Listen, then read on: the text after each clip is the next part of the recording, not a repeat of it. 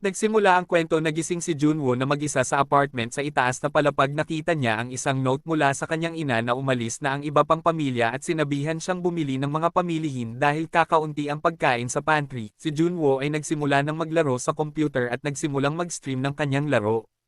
Ang paglalaro ay naabala ng kanyang mga kalaro ay nagsasabi ng isang bagay mula sa balita na si Junwoo ay nagsuri sa TV at nakita ang isang malaking pag-atake na naiulat habang pinapanood niya ang balita at naririnig niya ang kaguluhan mula sa labas at nakita ang mga taong tumatakbo at sumisigaw at hinahabol ng zombie. Nakarinig din ng mga ingay na nagmumula sa hallway. Sinuri ito ni Junwoo at may pumasok na tao sa apartment ni Junwoo at sinabing kapitbahay siya. Pinaalis siya ni Junwoo pero tinanggihan niya si Junwoo pagkatapos ay kumuha ng kutsilyo at nakita ang mata ng kapitbahay niya.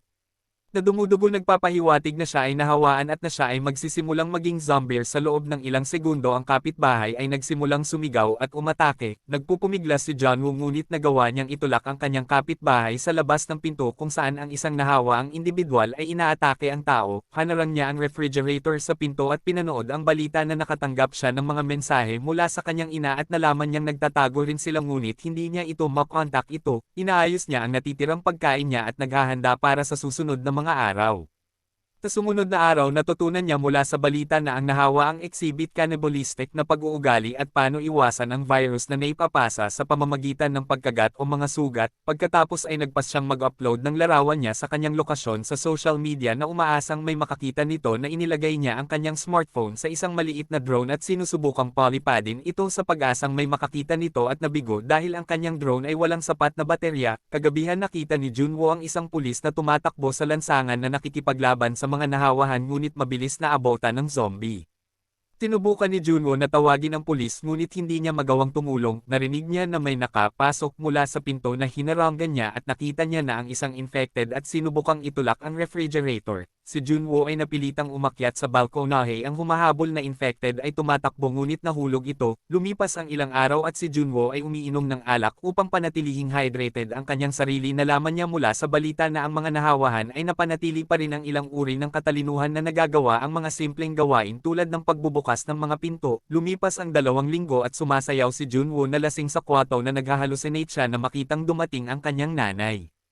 Nang nagising umiyak ng maglaon sinubukan niyang kumuha ng signal sa pamamagitan ng paglalagay ng kanyang smartphone sa dulo ng isang selfie stick at tinataas sa balkonahe at sa wakas ay nakarinig ng voice message mula sa kanyang pamilya. Nalaman na ang kanyang ina, ama at kapatid na babae ay magkasamang nagtatago sa opisina ng kanyang ama. Si Junwoo ay natarante nang marinig ang voice message ng kanyang ina na dahan-dahang naging zombie at umiiyak. Hindi alam kung ano pa ang gagawin, si Junwoo ay humawak ng golf club at pinaghahampas ang mga infected. Sinubukan niyang talunin habang nagmura at sumigaw. Napansin siya ng mga iba pang zombie sa paligid at nabigla siya at kailangan niyang bumalik at pumuslit sa paligid at ilang mga zombie at nagtago sa tabi at palihim na bumalik sa kanyang apartment. Sa ika-20 araw ay nakakita siya ng mga pagsabog sa lugar ng Metropolis at nawala ang kuryente at tubig. Wala ng pagkain, wala ng tubig at wala ng pamilya. Nagpasya si Junwoo na tapusin ang kanyang buhay. Gumamit siya ng wire at nagbigti sa sala. Habang nasasakal siya nakita niya ang isang laser light sa isang apartment sa katabi niyang gusali at mabilis niyang sinubukang kumawala sa pagkasakal at kalaunan ay nahulog siya sa sahig. Tumakbo siya sa bintana at nakita niya ang isang babae na nakatingin sa kanya gamit ang binocular. Kumaway siya sa babae at kinawayan din siya nito.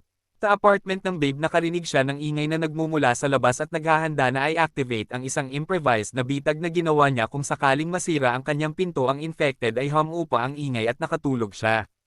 Kinaumagahan si Junwoo nagising at tinignan si Yubin. Nagpapalitan sila ng pangalan sa pamamagitan ng pagpapakita nito sa mga mobile device ngunit naantalas sila nang may pumasok na infected sa apartment ni Yubin. Nahuli ito sa bitag niya at mabilis niyang pinatay ang infected gamit ang palakol. Kinabukasan nakita ni Yubin na si Junwoo ay nagugutom at sinusubukang maghagis ng lubad patungo sa apartment ni Junwoo at nahuhulog ito sa kalye. Si Junwoo ay nakita ito at kinuha ang kanyang drone at pinalipad kasama ang lubad papunta sa apartment ni Yubin. Sa kabaitan ay nagbigay si Yubin ng pagkain kay Junwoo at nagpasalamat si Junwoo sa kanya habang kumakain. Nakita niya ang lubad na inihagis ni Yubin kanina at ginagamit ito ng isang infected na bumbero para umakyat at hinaila ng bumbero ang lubad at sumama ang mesa na tinamaan si Yubin at nahimatay ito pagbagsak. Ginamit ni Junwoo ang drone at pinlipad ito upang makabitis ang Fur Eman sa lubad. Sinubukan niya ang lahat para maaabala ang umaakyat na infected na lalaki ngunit sinira nito ang drone ni Junwoo. Nang makarating ang bombero sa balkonahe ni Yubin, nagpakita siya at pinutol ang kamay nito gamit ang palakol. Noong gabing iyon ay pumunta si Junwoo sa ibang apartment para maghanap ng pagkain at mga gamit at nakahanap ng mga supply tulad ng mga kagamitan sa pag-akyat at mga gamit sa camping at napansin na hiker ang may-ari. Inaatake siya ng kapitbahay at nagkaroon ng pakikibaka. Si Junwoo ay lumaban at nakalabas mula sa apartment. Nakakuha siya ng mas maraming tubig at pagkain at ilang mga supply kasama ang isang pares ng walkie-talkie na binigay niya ang isa kay Yubin sa pamamagitan ng tali at nagsimula ang dalawa mag-usap sa pamamagitan ng mga ito. Ang dalawa ay kumakain at gusto nila ang parehong pagkain. Nagpasalamat si Junwoo sa pagligtas sa kanyang buhay. Si Yubin ay tumangging na nagsasabing hindi niya nailigtas si Junwoo at sinabi na siya ang nagligtas sa sariling buhay sa kanyang desisyon na mabuhay, at naalala niya na nagginawa niya din yun. Makalipas ang ilang araw at ang mga zombie sa mga kalye ay nagsimulang pumasok sa kanilang mga gusali. Ang mga zombie ay tumatakbo sa mga corridors na naghahanap ng nakaligtas. Napag-isip nila Yubin na umalis. Pagdating sa kalye, inatake siya at nakahanap ng baril lumaban sa zombie at si Junwoo ay lumitaw at ang dalawa tumungo sa ikawalong palapag. Sa ikawalong palapag ay nakatagpo sila ng isang grupo ng mga zombie at na-corner sa dulo. Sa kabutihang palad ay may bumukas na pinto at lumitaw ang isang lalaki na nagligtas sa kanila mula sa mga zombie. Pumasok sila sa apartment ng lalaki at nakikisalo sa pagkain. Sinabi ng lalaki sa kanila na narinig niya ang mga usapan ng rescue team sa radyo at malapit na silang maligtas. Habang kumakain sila Yubin, nakakita siya ng larawan ng mag-asawa at ang kanilang anak at mga bote ng gatas ngunit wala siyang nakikitang mga palatandaan ng bata. Tinanong niya ang lalaki kung asan ang kanyang anak at wala daw siyang anak. Junwoo ay nahimite at napagtanto ni Yubin na sila ay pinatulog at ang lalaki ay sinabi kung sino siya at kinaladkad si Yubin at dinala sa zombie na asawa. Nagpasalamat ang lalaki sa kanila dahil ang kanyang asawa ay gutom na sa loob ng ilang araw. Binitag niya si Yubin kasama ang kanyang asawa at hinaila ang pinto na nakalock. Bumangon si Junwoo at tinutukan ng baril ang lalaki at nagbabantang barilin. Binitawan ng lalaki ang lubad na nakatali sa kanyang asawa at tinalon ni Junwoo ang tali. Narinig niya si Yubin na sumisigaw habang ang lalaki ay nagsasabing hayaan at ang hiyawan sa loob ay nahinto. Pinuksan ng lalaki ang pinto at nakita na tinakpan ng kumot ang mukha ng zombie na asawa at hinayaan itong atakihin ang lalaki habang kinakagat sa leeg ang lalaki. Pagkatapos ay binaril silang dalawa ngunit ang putok ng baril ay inakit ang mga zombie.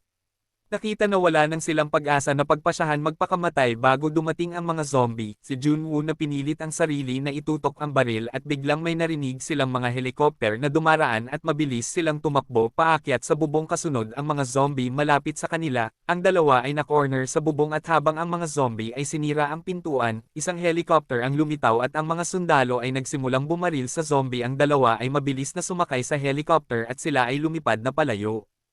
Habang nasa helicopter, nalaman na ang isang malaking bahagi ng ang metropolitan area ay apektado na may tinatayang 50,000 infected. Nakita din niya na marami sa mga survivors ang nag-post ng kanilang mga larawan at lokasyon sa social media katulad ng ginawa niya at ginagamit ng mga rescue team ang impormasyong ito para mahanap at mailigtas sila.